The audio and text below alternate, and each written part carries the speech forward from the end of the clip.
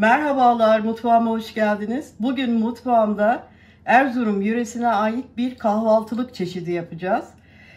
Dut çullaması yapacağız. Kuru dut, yumurta ve tereyağı kullanarak. Aslında kuru dut ile yapılan bir omlet de diyebiliriz ama çok lezzetli ve çok da sağlıklı bir tarif. Tereyağı kullanacağım, kuru dut kullanacağım ve yumurta. Öncelikle kuru dutlarımızın üzeri geçecek kadar soğuk su ilave ediyorum. Yani soğuk derken çeşme suyu. Hem içerisinde toz, kum varsa o dibe çöksün, hem de bir parça şişmesini istiyorum.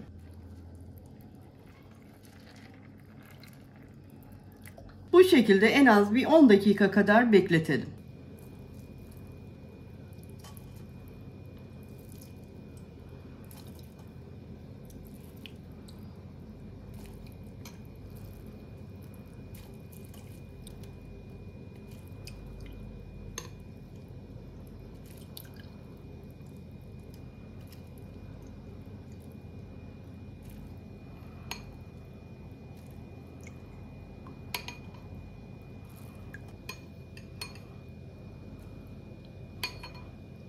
Suyun içerisinden dutları alırken şöyle yüzeysel alalım ki altına biriken kumlar tekrar karışmasın.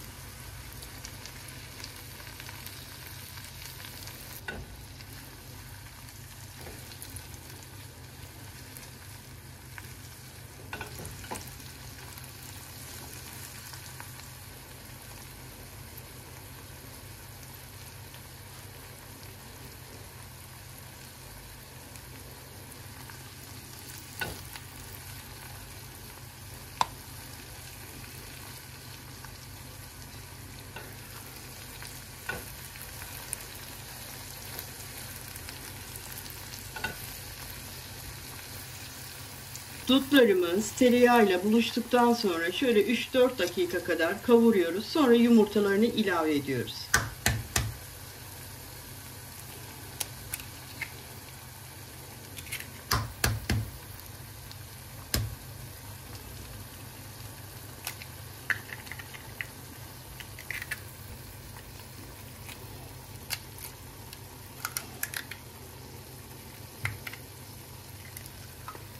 Şöyle hafif hafif karıştırıyoruz.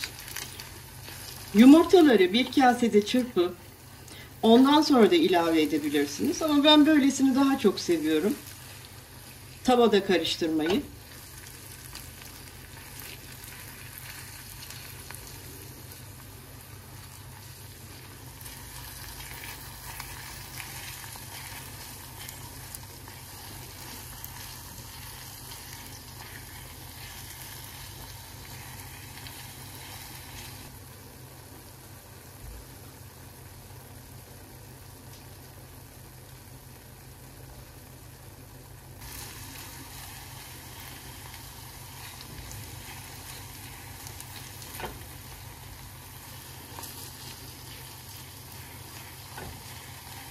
Evet, dut çullamamız pişti. Şimdi altını kapatıyorum. Evet arkadaşlar, dut çullamamız pişti. Dediğim gibi gerçekten hem çok pratik hem çok lezzetli ve çok da besleyici bir kahvaltılık.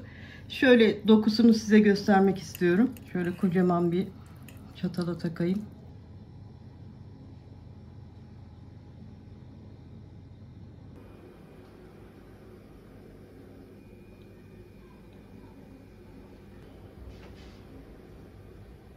Evet, bugünkü tarifimin de sonuna gelmiş olduk. Bir dahaki tarifimde buluşmak üzere diyorum. Hoşça kalın.